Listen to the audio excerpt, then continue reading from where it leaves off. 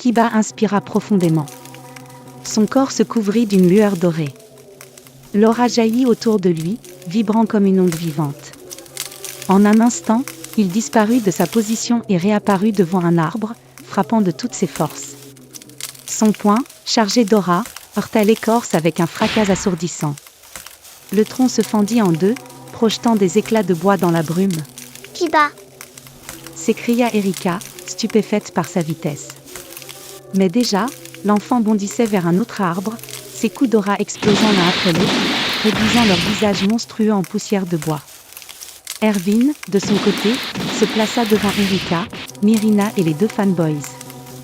Il leva ses deux pistolets et tira sans relâche, chaque balle sifflant à travers la brume et frappant les troncs menaçants qui s'approchaient trop. « Je m'occupe de la couverture. Toi, petit, éclate-les tous !» cria-t-il, sans quitter les arbres des yeux.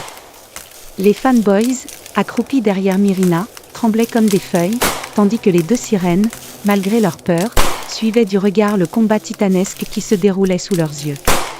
Erika inspira un grand coup, serrant les dents. « Ce ne sont que des monstres, pas des fantômes. » se répéta TL pour se donner du courage. Elle épaula son fusil et tira en rafale, chaque balle explosant contre les troncs qui tentaient de barrer la route à Kiba. De son côté, Myrina se redressa, retrouvant un semblant de fierté. Elle fit apparaître un long trident dont la pointe luisait d'une énergie aqueuse, puis se jeta dans la mêlée. Chaque mouvement de son arme repoussait les branches tordues qui cherchaient à happer ses compagnons. « Des arbres ? Ridicule. Rien qui ne puisse arrêter la grande Myrina. » pensa TL, comme pour refouler la peur qui la rongeait encore. Kiba, au milieu de ses assauts d'aura, finit par remarquer quelque chose d'étrange. Les arbres qu'il frappait semblaient réagir. Mais la plupart ignoraient presque sa présence. Leurs branches et racines, au lieu de fondre sur lui, s'étiraient comme attirées vers un autre point. Il tourna la tête, ses yeux sombres se plissant. « Il ne se concentre pas sur moi. » En effet, la majorité des arbres se dirigeaient vers le groupe resté en arrière, Erwin, Erika et Myrina. « Ils sont attirés par vous. » cria Kiba en revenant d'un bond vers ses compagnons. Erwin serra les dents, ses pistolets crachant toujours leurs balles enflammées. Ça veut dire qu'ils veulent surtout notre peau. Ou autre chose. Kiba s'arrêta net, ses yeux fixés sur les troncs monstrueux. Il fronça les sourcils, quelque chose clochait.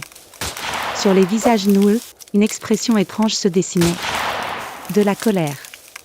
Il observa plus attentivement leurs mouvements, les branches, les racines. Elles ne s'étiraient pas seulement vers le groupe. Non. Elles visaient quelqu'un en particulier. Son regard se posa sur les deux fanboys, blottis l'un contre l'autre derrière Myrina. « Ce n'est pas vous qu'ils veulent. Ce sont eux. Les arbres sont en colère. Ils essaient de les attraper. » Les deux garçons sursautèrent, pâlissant davantage. « Mais pourquoi nous ? On n'a rien fait. Juste pris les plantes demandées par le client. » Les racines se rapprochèrent, claquant contre le sol comme des serpents furieux. Le bois craquait, grondait presque, comme si la forêt elle-même exprimait sa rage.